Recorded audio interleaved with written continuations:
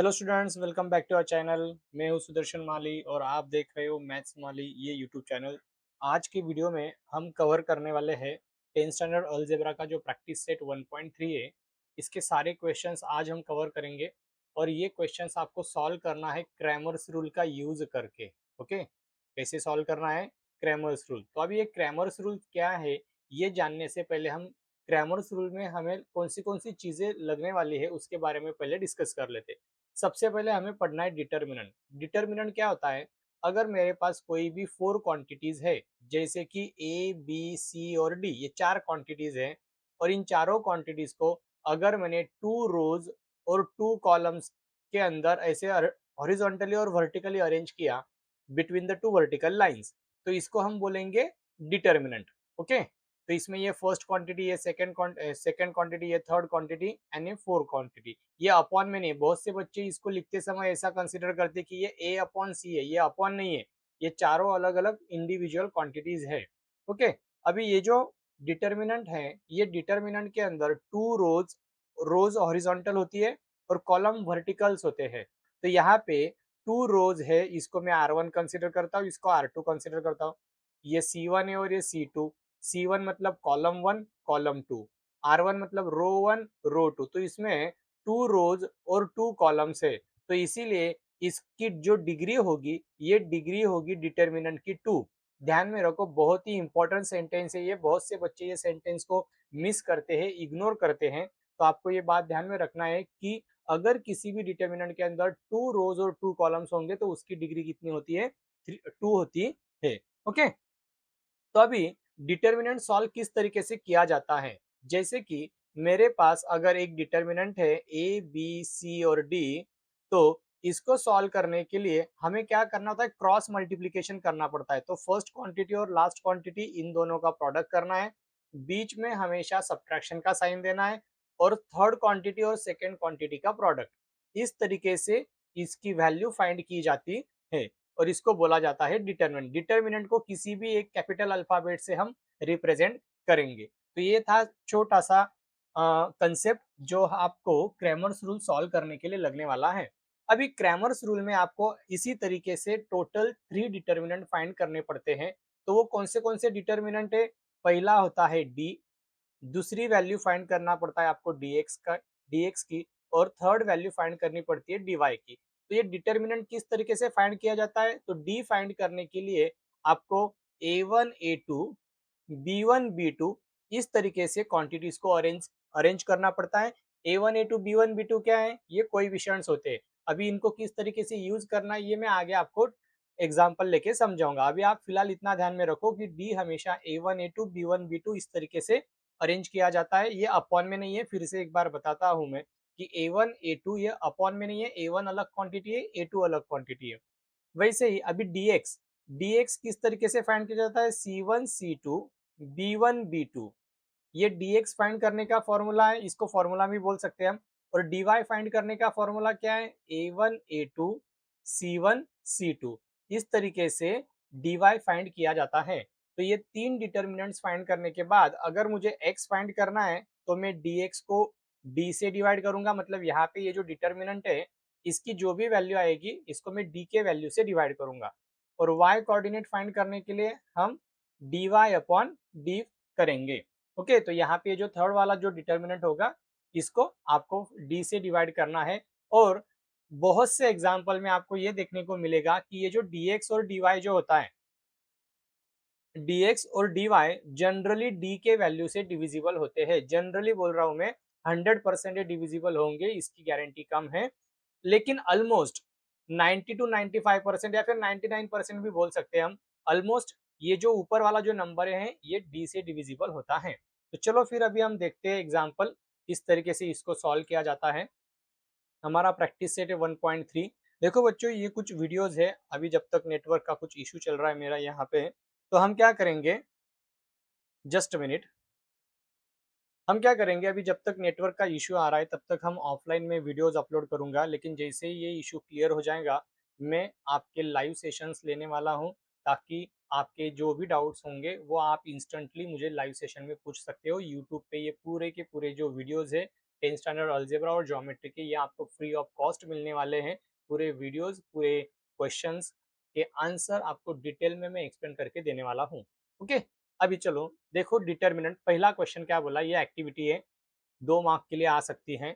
तो कैसे करना है आपको क्या बताया गया, पहली क्वांटिटी और लास्ट क्वांटिटी, सबसे पहले इन दोनों का प्रोडक्ट लिखना है। तो 3 मल्टीप्लाइड बाय यहाँ पे आएगा 5, ये माइनस का साइन है। और फिर ये सेकेंड क्वांटिटी और थर्ड क्वांटिटी के बीच में प्रोडक्ट, यहाँ पे 4 ऑलरेडी लिखा है, यहाँ पे लिखना पड़ेगा 2। तो पहले इन दोनों का प्रोडक्ट 3 5 जा 15, यहाँ पे माइनस इन दोनों का प्रोडक्ट तो ऑलरेडी दिया है, तो 15 माइनस 8 कितना होता है 7। ओके, और एक बात यहाँ पे मैं क्लियर करना चाहता हूँ कि कुछ बच्चे क्या करते हैं, इनके ऑर्डर चेंज कर देते हैं। मतलब ये 3 multiplied by 5 minus 2 multiplied by 4 है, तो कुछ बच्चे ऐसे करते हैं, सर अगर हमने ऐसे किया 2 multiplied by 4 minus 3 multiplied by 5, कुछ एग्जाम्पल्स ऐसे भी देखे जाते हैं कि जिनके बीच में ये ऑर्डर चेंज करने से, ये वाली जो ऑर्डर है, ये ऑर्डर चेंज करने से भी आंसर सेम आता है। कुछ एग्जाम्पल्स में ऐसा देखा गया है। तो इसका मतलब ये नहीं कि आपको ऐसे किसी भी ऑर्डर में अरेंज करना है, आपको ऑर्डर हमेशा ध्यान में रखना है। फर्स्ट और फोर्थ का प्रोडक्ट पहले करो, माइनस सेकंड और थर्ड का प्रोडक्ट करना है। ओके, ये गलत तरीका है। कभी कभी कोइंसिडेंटली ऐसे आंसर मैच हो जाते हैं, तो ये ध्यान में रखना, ऐसा करना नहीं है। चलो अभी नेक्स्ट क्वेश्चन, सेकंड नंबर का फर्स्ट एग्जाम्पल हम यहाँ पे लिखते हैं। क्या है, -1 2 7 4, डिटर्मिनेंट की वैल्यू फाइंड करना है। इसको आप किसी भी लेटर से रिप्रेजेंट कर सकते हो, सपोज मैंने एन से रिप्रेजेंट किया। कैसे करना है, पहला और आखिरी का इन दोनों का product, -1 multiplied by 4 -2 multiplied by 7। Okay, अभी प्लस माइनस का प्रोडक्ट होता है माइनस, यहाँ पे भी प्लस माइनस का प्रोडक्ट 2 7 आएगा 14। अभी ये जो दोनों के दोनों नंबर है, ये दोनों नंबर को साइन सेम है, तो जब दो नंबर को साइन सेम होता है तो उनकी एडिशन होती है और आंसर को सेम साइन आता है। तो ये हो गया हमारा फर्स्ट क्वेश्चन का आंसर। अभी सेकंड नंबर का क्वेश्चन क्या है, सपोज मैंने उसको एम से रिप्रेजेंट किया। मैं नाम खुद दे रहा हूँ, आप चाहे तो नाम दे सकते हो, नहीं देना है तो कोई प्रॉब्लम नहीं, डायरेक्टली डी लिख के आप आंसर फाइंड कर सकते हो। कैसे करना है, फर्स्ट और ये आखिरी का इन दोनों का multiplication, 5 multiplied by 0 -3 multiplied by, अभी ये जो 7 है ये माइनस है, तो इसको ब्रैकेट के अंदर लिखना है इस तरीके से। ओके, 5 0 जा 0, यहाँ पे लेफ्ट हैंड साइड में मैं एम लिखूंगा क्योंकि मैंने नाम एम दिया है।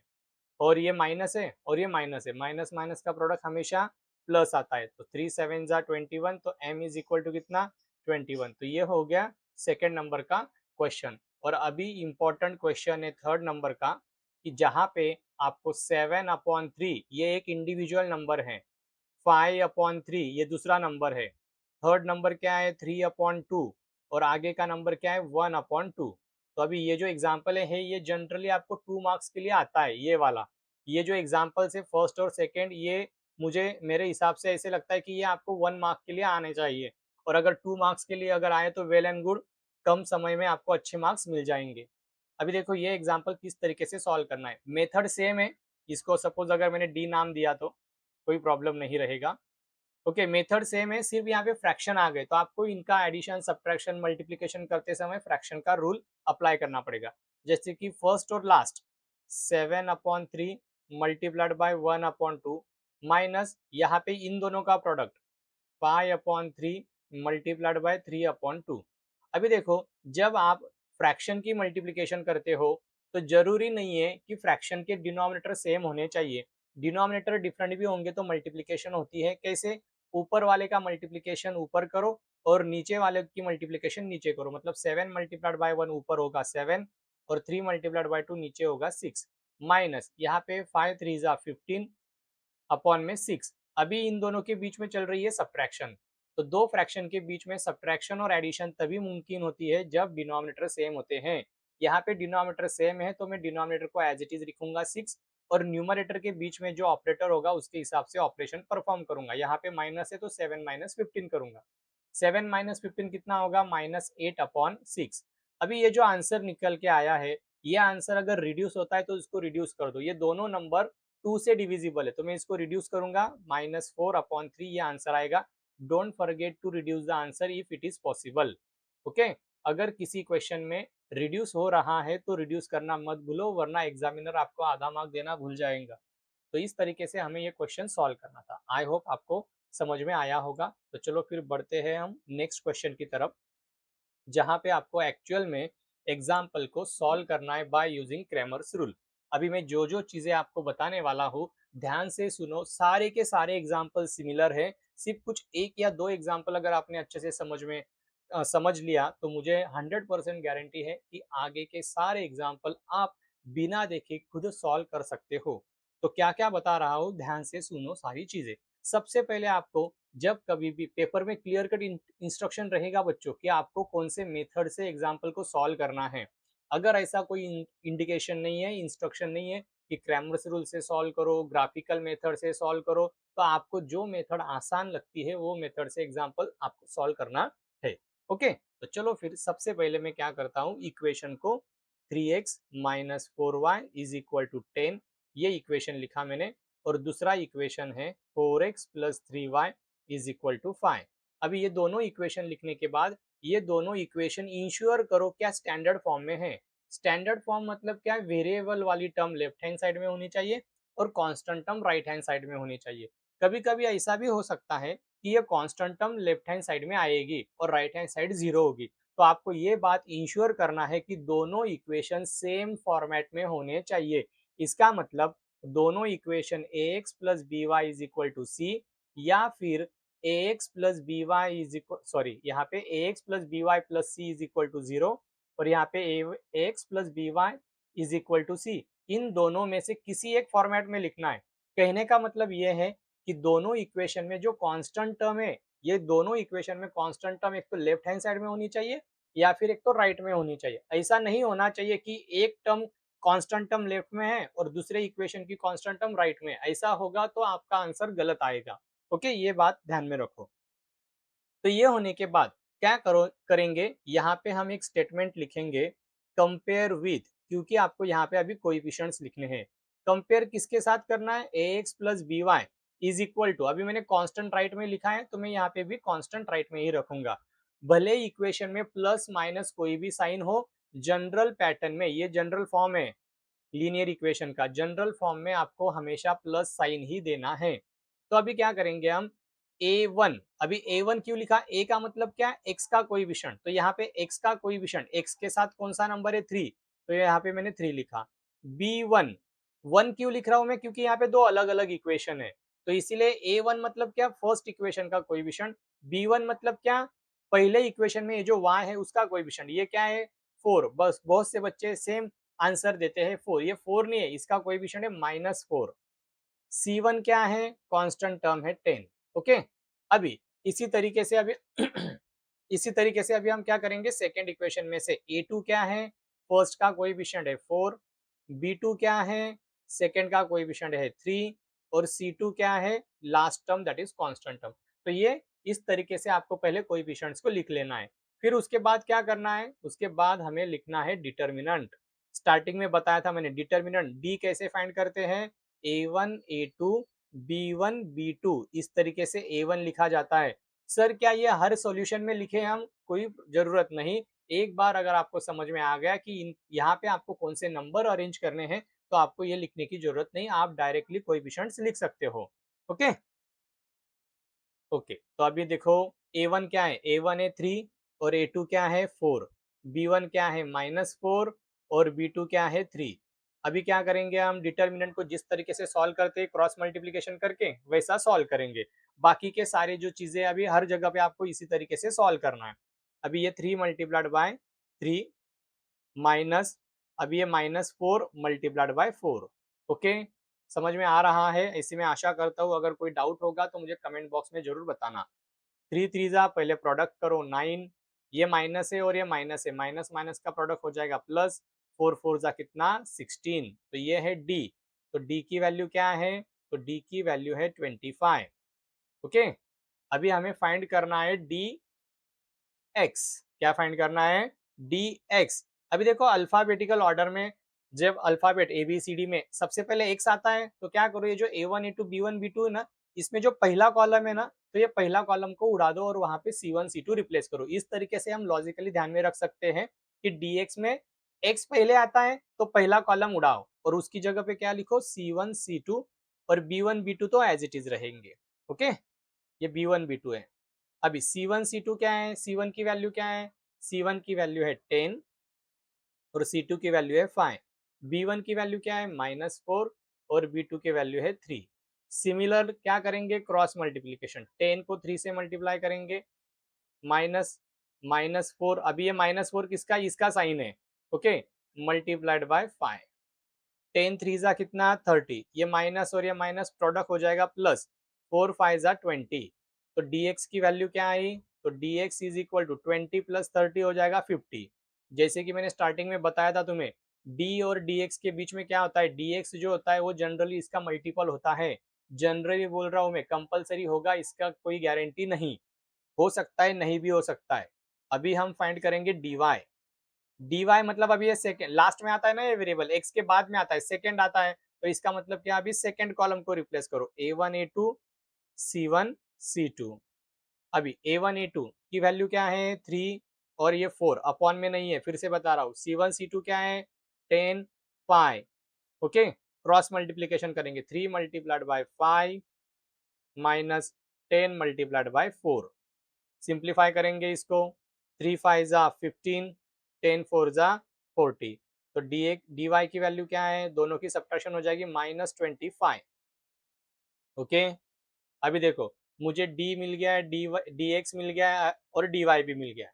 अभी क्या फाइंड करना है, अभी हमें चाहिए एक्स और वाई, तो यहाँ पे लिखेंगे बाय क्रेमर्स रूल। एक्स कैसे फाइंड करते हैं, X is equal to D X upon D. D X की वैल्यू है 50, डी की वैल्यू है 25, तो 50 को 25 से डिवाइड किया तो 2 आएगा। y किस तरीके से फाइंड करते हैं, D Y upon D, D Y की वैल्यू -25 और d की वैल्यू 25, 25 अपॉन 25 क्या हो जाएगा -1, क्योंकि ये निगेटिव है। तो सॉल्यूशन क्या मिला हमें, तो solution x, y is equal to 2, -1। तो इस तरीके से हमें ये क्वेश्चन क्रैमर्स रूल से ऐसा सॉल्व करना था। Okay, is that clear. आशा करता हूँ कि आपको ये सारी चीज़ें अच्छी तरीके से समझ में आई होगी। अगर ये एग्जाम्पल आपको समझ में आया है तो बाकी के आगे के जितने भी एग्जाम्पल हैं आप आसानी से सॉल्व कर पाओगे। तो चलो फिर अभी हम देखते हैं नेक्स्ट क्वेश्चन। आपको समझ में आया होगा तो ट्राई करो, अगर नहीं समझ में आया होगा तो पहले ये एग्जाम्पल फिर से एक बार समझ लो। मैं क्या करता हूँ, ये देखो, ये जो थर्ड वाला एग्जाम्पल है, एक मिनट है, ये बाद में देखेंगे, पहले सेकेंड वाला 4x प्लस 3y। अभी देखो ये जो एग्जाम्पल है इसमें ये कांस्टेंट टर्म जो है ये लेफ्ट हैंड साइड में है, और यहाँ पे देखो ये इक्वेशन तो स्टैंडर्ड फॉर्म में दिया ही नहीं है, तो हमें क्या करना पड़ेगा, ये जो वेरिएबल वाली टर्म है इसको लेफ्ट में लेके आना पड़ेगा, समझा। और यहाँ पे भी ये स्टैंडर्ड फॉर्म में है लेकिन कांस्टेंट लेफ्ट में, तो मैं ये कांस्टेंट को क्या करूंगा, राइट में लेके जाऊंगा। तो ये जब राइट में जाएगा तो ये माइनस का हो जाएगा +4, तो इसको दिया मैंने इक्वेशन नंबर 1। ये सेकेंड इक्वेशन 6x, ये -5 राइट में, इसको लेफ्ट में लेके आएंगे तो ये +5y हो जाएगा। और राइट में ये जो 8 है ये इज इक्वल टू के राइट हैंड साइड में, इसको एज इट इज रखो, इसको कोई गुदगुदी करने की जरूरत नहीं। तो ये हो गए दोनों इक्वेशन स्टैंडर्ड फॉर्म में। अभी क्या करेंगे हम, अभी यहाँ पे एक छोटा सा स्टेटमेंट लिखेंगे, कंपेयर वाला, कंपेयर विथ इक्वेशन में कौन से वेरिएबल है एक्स और वाई, तो स्टैंडर्ड फॉर्म में एक्स और वाई ही कंसीडर करना है। यहाँ पे साइन देख के इनका साइन चेंज करना नहीं, गलत आएगा आंसर, कंपैरिजन गलत होगा। अभी ए वन मतलब क्या, ये पहला इक्वेशन है, इसका एक्स के साथ जो नंबर आया होगा उसको बोलेंगे ए वन। बी1 क्या, y का कोएफिशिएंट, y के साथ कौन सा नंबर है 3, तो ये 3। c1 कांस्टेंट, ये अकेला नंबर 4। अभी क्या करेंगे, a2, a2 मतलब सेकेंड इक्वेशन में x का कोएफिशिएंट क्या है 6, b2 सेकेंड इक्वेशन में y का कोएफिशिएंट क्या है 5 और c2 सेकेंड इक्वेशन का कांस्टेंट। ये हो गया। अभी यहाँ पे लिखेंगे हम डिटर्मिनेंट। अभी आप यहाँ पे a1 a2 b1 b2 लिख सकते हो, या नहीं लिखना है तो कोई प्रॉब्लम नहीं। चलो फिर से एक बार लिख के देता हूँ, आगे के एग्जाम्पल में हम डायरेक्ट वैल्यू सब्सटीट्यूट करेंगे। अभी ए वन ए टू क्या है 4 6, अपॉन में नहीं है बच्चों, फिर से एक बार बता रहा हूँ क्योंकि मैंने कई बार देखा है ऑफलाइन क्लासेस में, मैं कई बार देखता हूँ कि बच्चे यहाँ पे अपॉन का साइन दे देते हैं, ऐसा नहीं है। बी वन क्या है 3, बी टू क्या है 5। कैसे सॉल्व करते हैं, cross multiplication, 4 multiplied by 5 -6 multiplied by 3, 4 5 जा कितना 20, माइनस 6 3 जा कितना 18, तो डी की वैल्यू कितना है 20 minus 18 that is equal to 2। Clear? समझ में आ रहा है क्या? समझ में आना ही चाहिए, क्योंकि ऐसे ही इसी तरीके से ऐसे लैंग्वेज में ही मैं आपको समझा रहा हूँ, ताकि आपको हर एक स्टूडेंट को ये सारी चीज़ें अच्छी तरीके से समझ में आनी चाहिए। और अगर आपको समझ में आ रही है तो आपको तो एक काम करना है। क्या करना है पता है? आप सभी को पता है यार, लेकिन फिर भी आप नहीं करते हो क्या?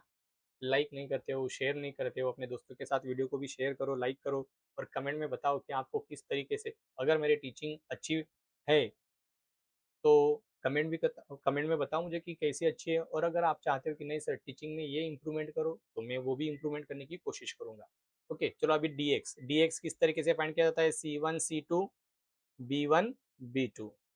ओके, अभी देखो C1 C2 क्या है? 4 8, B1 B2 क्या है? 3 5। क्रॉस मल्टीप्लीकेशन इस तरीके से, ये 4 और 5, अंधेरा कायम रहेगा। शक्तिमान देखा है क्या आपने? सुना है कभी? किल्बिश करता है ना, ऐसा ऐसा क्रॉस करता है, वो किल्बिश करता था और क्या बोलता था? अंधेरा कायम रहेगा। अगर आपने शक्तिमान देखा होगा, जब मैं छोटा था 10वीं में 9th में, तब ये टीवी पे बहुत चलती थी, ये पॉपुलर सीरीज थी ये उस वक्त की। तो 8 × 3, तो 4 5 जा कितना 20, माइनस 8 3 जा कितना 24। तो डी एक्स क्या होगा? 20 माइनस 24 यानी -4 होगा, क्योंकि बड़ा नंबर 24 है, वो माइनस है, तो आंसर माइनस आएगा। ओके, समजता आहे का मुलांनो? समजता आहे का? अगर समजत असेल तर कमेंट बॉक्स मध्ये सांगा मला की हो सर समजता है। अभी डी वाई फाइंड करना है। डी वाई कैसे फाइंड करते हैं? डी वाई फाइंड करते हैं A1 A2 क्या है 4 6, C1 C2 क्या है 4 8। चलो cross multiplication, 4 multiplied by 8 minus 6 multiplied by 4, 4 8 जा कितना 32, माइनस 6 4 जा कितना 24। दोनों की सब्ट्रैक्शन कितनी आएगी? दोनों की सब्ट्रैक्शन आएगी 8। तो ये हो गया डी वाई। अभी डी वाई मिल गया, डी एक्स मिल गया, सारी चीज़ें मिल गई ना। अरे कलर क्यों नहीं चेंज हुआ? चलो जाने दो। डी वाई मिल गया, डी एक्स मिल गया, अभी क्या चाहिए हमें? एक्स और वाई, तो यहाँ पे लिखेंगे बाय क्रैमर्स रूल। एक्स कैसे फाइंड करते हैं? D X upon D. D X की वैल्यू क्या है? डी एक्स की वैल्यू -4, और डी की वैल्यू क्या है 2, तो क्या आएगा आंसर? -2। वाई कैसे फाइंड करते हैं? D Y upon D. D Y की वैल्यू है 8/2, 8/2 यानी 4। तो सोल्यूशन क्या आया? X comma Y is equal to -2, 4। तो इस तरीके से हमें ये एग्जाम्पल सॉल्व करना था। समझ में आया? ओके, सिंपल है। और क्रैमर्स रूल का जो एग्जाम्पल है ये आपको पेपर में मैक्सिमम मिनिमम 3 मार्क्स के लिए पूछा जाएगा, और मैक्सिमम 4 मार्क्स के लिए। 4 मार्क्स के लिए आया तो इतना सिंपल क्वेश्चन 4 मार्क्स के लिए आना मतलब लाइफ झिंगालाला हो जाएगी। ओके, तो चलो अभी ये जो 3rd नंबर का क्वेश्चन है बच्चों, अगर आपको समझ में आया है तो इसको आप खुद ट्राई करो, होमवर्क लो, और मुझे कमेंट बॉक्स में इसका आंसर डेफिनेटली बताना कि आपको कितना समझ में आया है। ये मैं देखना चाहता हूँ, कमेंट बॉक्स में मुझे इसका आंसर बताना है, सॉल्व करके बताना है। टेक्स्ट बुक में पीछे देख के आंसर बताना नहीं। चलो 4th नंबर के क्वेश्चन की तरफ बढ़ते हैं। 4th नंबर के क्वेश्चन में सबसे पहले क्या बताया मैंने? इक्वेशन स्टैंडर्ड फॉर्म में है या नहीं ये चेक करो। स्टैंडर्ड फॉर्म में होंगे तो डायरेक्टली उनको लेबल कर दो। ये देखो एक्स वाई लेफ्ट साइड में कांस्टेंट राइट में, एक्स वाई लेफ्ट साइड में कांस्टेंट राइट में, तो ये ऑलरेडी स्टैंडर्ड फॉर्म में है। इनको हम क्या करेंगे? सीधा सीधा इक्वेशन नंबर 1 इसको देंगे, और ये जो सेकेंड वाला इक्वेशन है इसको सेकेंड नंबर दे देंगे। ओके, अभी क्या? अभी यहाँ पे एक स्टेटमेंट लिखना है भाई, कंपेयर विथ। अभी कुछ बच्चे बोलेंगे कि सर ये स्टेटमेंट लिखना जरूरी है क्या? लिखो ना, लिखने में क्या दिक्कत है यार। ओके, जब कभी भी यहाँ पे वेरिएबल चेंज होगा ना, यहाँ पे अगर एम एन एन है, एक मिनट लेट मी चेक, पिछले एग्जाम्पल में कहीं पे भी एम एन नहीं था ना। हाँ, अभी अगर यहाँ पे एम एन है तो यहाँ पे भी आपको एम एन लिखना पड़ेगा। यहाँ पे अगर ए बी है, ऑलरेडी यहाँ पे ए और बी है, जनरली ए और बी तो नहीं रहेगा। अगर दूसरे कोई वेरिएबल है, पी क्यू वेरिएबल है, तो यहाँ पे पी क्यू ऐसे चेंज करना है आपको। ओके, तो चलो फिर A1 मतलब क्या? पहले इक्वेशन में x का कोएफिशिएंट है 6। B1 मतलब क्या? पहले इक्वेशन में y का कोएफिशिएंट -4। C1 मतलब क्या? पहले इक्वेशन का कांस्टेंट। अरे जस्ट अ मिनट, ये कांस्टेंट निगेटिव है, ये निगेटिव है, मैंने गलती से यहाँ पे प्लस लिखा है, ये माइनस, तो यहाँ पे ये माइनस हो जाएगा। ओके, A2 क्या, सेकेंड इक्वेशन में x का कोएफिशिएंट 8, B2 क्या, सेकेंड इक्वेशन में y का कोएफिशिएंट -3 और C2 क्या, कांस्टेंट टर्म -2। ये मुझे एक बार फिर से अच्छे से लिखने दो, यहाँ पे गलती नहीं करना। ये -12 है, ये माइनस साइन में भूल गया था देना। तो अभी क्या करेंगे, डी फाइंड करेंगे। अभी मैं यहाँ पे A1 A2 नहीं लिखता हूँ, मैं डायरेक्टली वैल्यू सब्स्टिट्यूट करता हूँ। A1 A2 की वैल्यू क्या है यहाँ पे 6 8, B1 B2 की वैल्यू क्या है -4 -3। समझा ये किस तरीके से ये टेबल, ये डिटर्मिनेंट किस तरीके से बना है मैंने, आपको शायद समझ में आया होगा। अभी क्या करेंगे, क्रॉस मल्टीप्लीकेशन। 6 को पहले 3 के साथ मल्टीप्लाई करना है, 6 मल्टीप्लाइड बाय, माइनस नंबर होगा तो ब्रैकेट में लिखो माइनस, ये माइनस है फिर से ब्रैकेट में लिखो, मल्टीप्लाइड बाय 8। अभी जैसे ही ज्यादा साइन आएंगे तो यहाँ पे कंफ्यूजन होने की चांसेस होते हैं, बच्चे गलत आंसर लिखते हैं, तो ध्यान से सुनो क्या बोल रहा हूँ। सबसे पहले इन दोनों का मल्टीप्लीकेशन करो, 6 मल्टीप्लाइड बाय 3 -18, ये माइनस है माइनस से रहेगा। अभी ये माइनस है लेकिन ये ब्रैकेट के बाहर देखो माइनस है, तो इन दोनों का मल्टीप्लीकेशन क्या हो जाएगा, प्लस, और 8 4 जा कितना 32। अभी देखो यहाँ पे जो डी है ये प्लस, ये माइनस है प्लस है, प्लस माइनस की सब्ट्रैक्शन होती है। ओके तो सब्ट्रैक्शन कितनी आएगी 14, बड़ा नंबर 32 वो पॉजिटिव है तो आंसर पॉजिटिव 14 ही रहेगा। क्लियर, समझा, समझ में आया। चलो तो फिर अभी बढ़ते हैं नेक्स्ट। अभी फाइंड करना है हमें dx। dx कैसे फाइंड करते हैं, पहला कॉलम C1 C2 का होता है, पहला कॉलम -12 -2, ये C1 C2। दूसरा कॉलम क्या होता है, दूसरा कॉलम एज इट इज रहता है B1 B2 का, dx के लिए B1 B2 का कॉलम एज इट इज रहता है।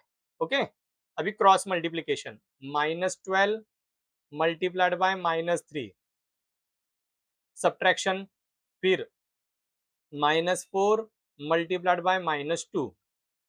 अभी ये दोनों माइनस है, निगेटिव निगेटिव का प्रोडक्ट तो पॉजिटिव हो जाएगा, 12 3 36, माइनस का साइन। अभी यहाँ पे भी इन दोनों का प्रोडक्ट पॉजिटिव है, ये पूरा पॉजिटिव हो जाएगा, लेकिन बाहर निगेटिव है तो ये अगेन निगेटिव रहेगा। 4 2 जा कितना 8, तो अभी dx कितना होगा, फिर dx की वैल्यू होगी 28, इसकी वैल्यू होगी dx की वैल्यू 28 आ गई। अभी हमें चाहिए dy, क्या चाहिए अभी हमें, dy। dy किस तरीके से फाइंड करते हैं, a1 a2 का कॉलम एज इट इज रहता है, b1 b2 का कॉलम c1 c2 से रिप्लेस किया जाता है। ओके चलो आगे क्रॉस मल्टीप्लीकेशन से इसको सॉल्व करेंगे। 6 मल्टीप्लाइड बाय -2 माइनस सब्ट्रैक्शन का साइन -12 मल्टीप्लाइड बाय 8। बहुत सिंपल है बच्चों, क्रैमर्स रूल। ये बहुत ही सिंपल क्वेश्चन है, एग्जाम में आएगा तो आपको मतलब अच्छे से मार्क्स यहाँ पे इस एग्जाम्पल में मिलने चाहिए। 6 2 जा 12, एक दो बार इसकी प्रैक्टिस करो, ये हमेशा के लिए ध्यान में रह जाएगा। तो ये माइनस या माइनस क्या हो जाएगा, प्लस, 12 8 जा कितना 96।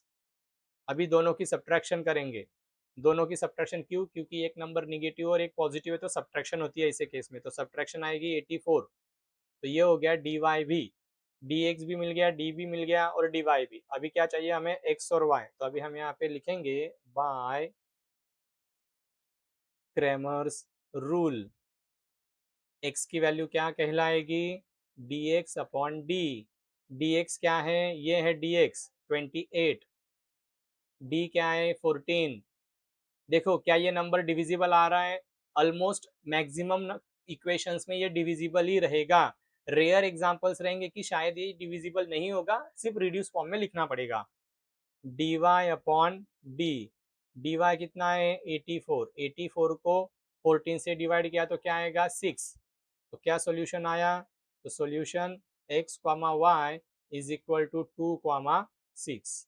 इस तरीके से हमने ये क्वेश्चन भी सॉल्व कर लिया। आई होप समझ में आया होगा। ओके समझ में आया है तो लाइक करो, अपने दोस्तों के साथ शेयर करो और चैनल को भी सब्सक्राइब करो, ताकि जब लाइव सेशन में लूंगा तो आपको सबसे पहले उसका नोटिफिकेशन मिलेगा, क्योंकि आने वाले आगे के जितने भी सेशंस में लेने वाला हूँ वो लाइव लेने वाला हूँ, ताकि आपके जो डाउट है वो इंस्टेंट क्लियर हो जाए। ओके तो चलो फिर next question number 5। Equation standard form में है, डायरेक्ट लिखूंगा 4m plus 6n is equal to 54।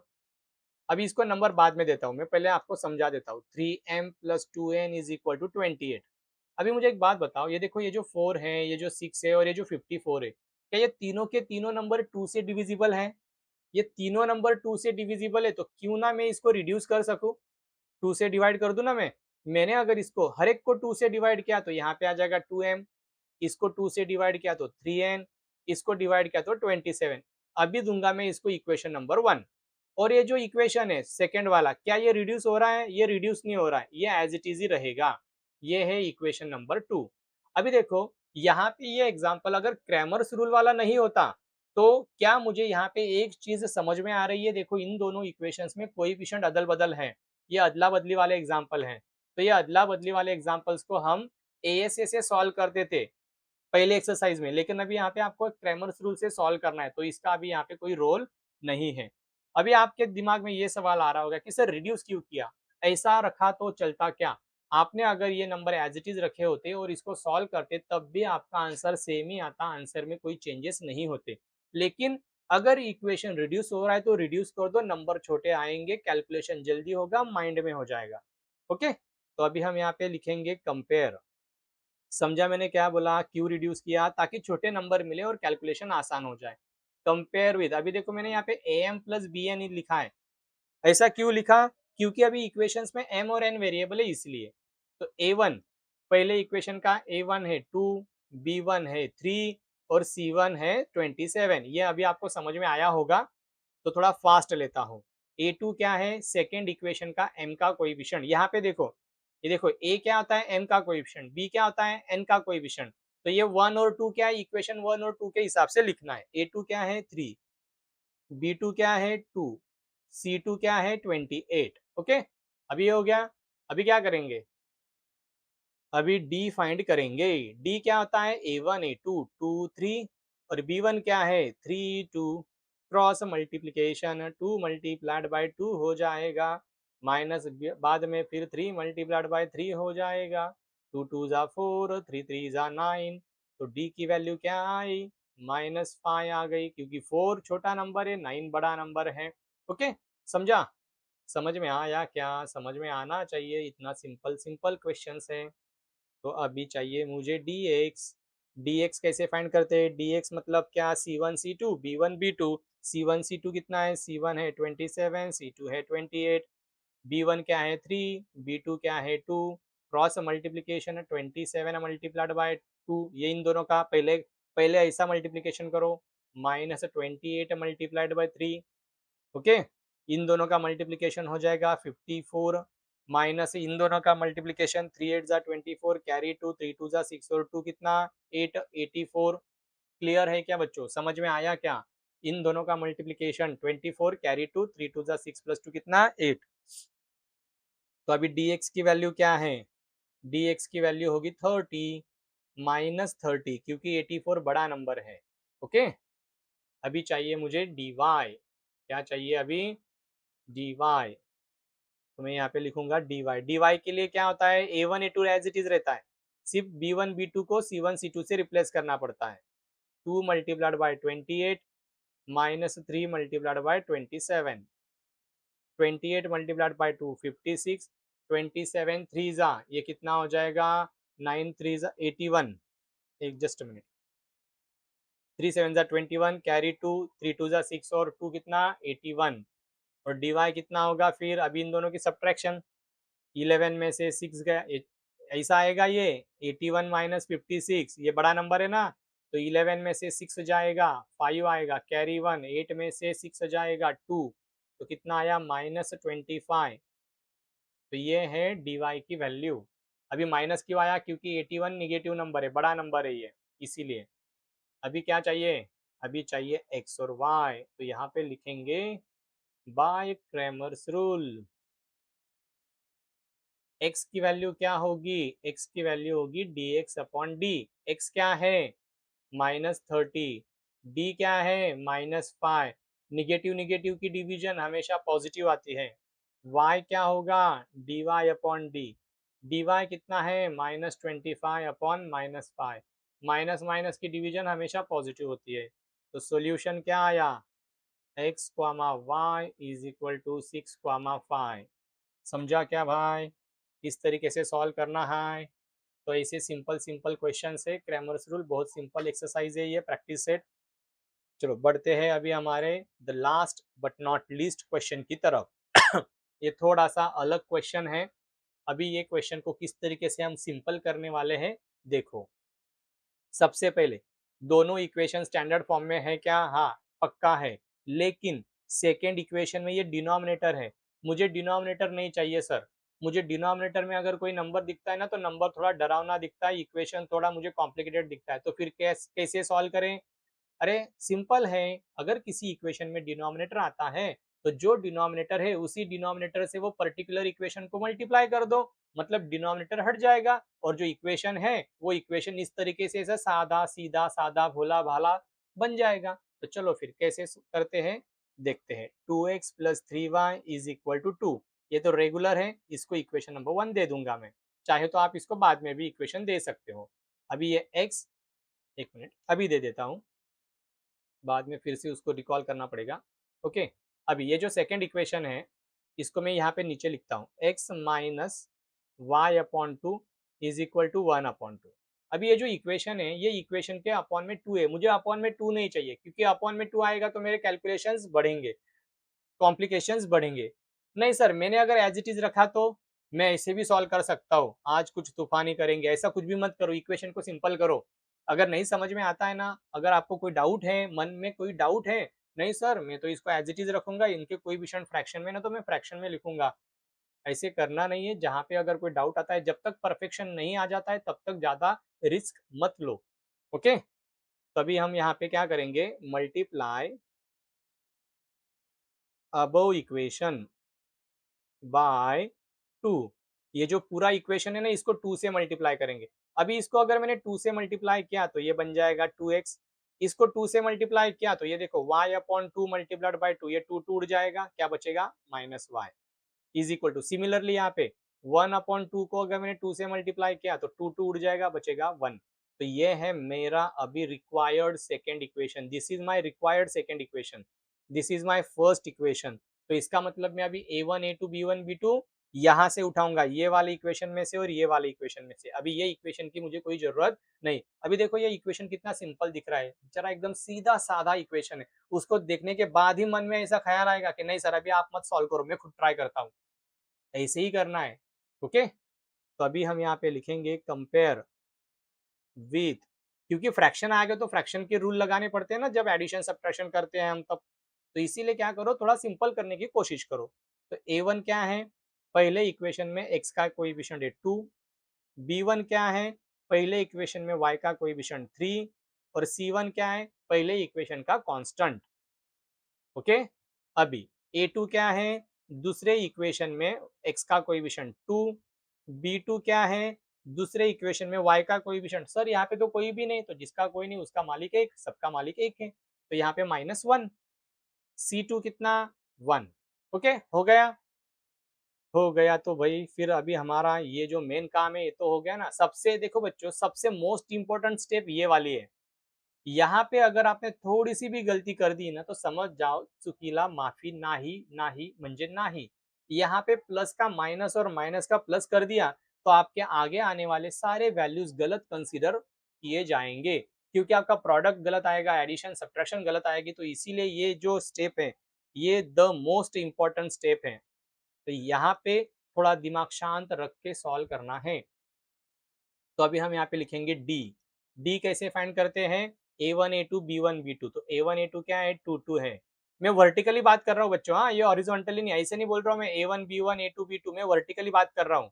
जितने भी एग्जांपल लिए ना मैंने वर्टिकली बात की, a1 a2 b1 b2, b1 b2 क्या है 3 -1, क्रॉस मल्टीप्लीकेशन 2 मल्टीप्लाइड बाय ये -1 माइनस 3 मल्टीप्लाइड बाय 2, सिंप्लीफाई करेंगे, 2 1 जा, ये माइनस है तो -2, 3 2 जा माइनस, ये माइनस है ना तो -6, तो डी कितना आया -8।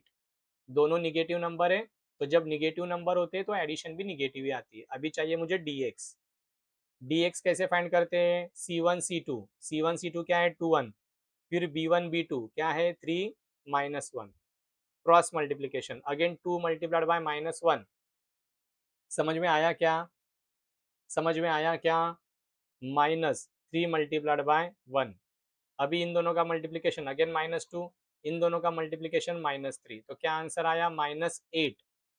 dx की वैल्यू क्या है, सॉरी सॉरी dx की वैल्यू क्या है -5, दोनों की एडिशन हो जाएगी। अभी dy, dy क्या होगा फिर, dy होगा a1 a2 C1 C2, क्योंकि B1 B2 C1 C2 से रिप्लेस होगा। 2 multiplied by 1 minus 2 multiplied by 2, पहले 2 1 जा 2, फिर बाद में माइनस 2 2 जा 4, कितना आएगा -2। बड़ा नंबर निगेटिव है तो आंसर निगेटिव ही रहेगा। ये हो गया। अभी चाहिए हमें by Cramer's rule. By Cramer's rule कैसे फाइंड करते हैं? एक्स कैसे फाइंड करते हैं? D X upon D. D X क्या है? -5। डी क्या है? -8। दोनों निगेटिव है तो निगेटिव निगेटिव की डिवीजन हो जाएगी पॉजिटिव। ये रिड्यूस नहीं होगा, ये एज इट इज ही रहेगा, तो इसको डेसिमल में कन्वर्ट करने की भी जरूरत नहीं, रहने दो इसको एज इट इज। वाई कैसे फाइंड करेंगे? D Y upon D. D Y क्या है? -2।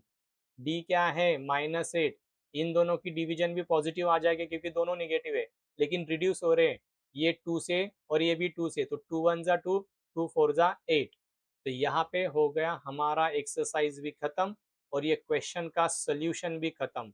क्या है? पहले x लिखेंगे 5,8 और y लिखेंगे 1 अपॉन, सॉरी 5,8 नहीं, 5/8 कॉमा 1/4। तो यहाँ पे हमने पूरा का पूरा जो प्रैक्टिस सेट है वो कंप्लीट कर लिया है।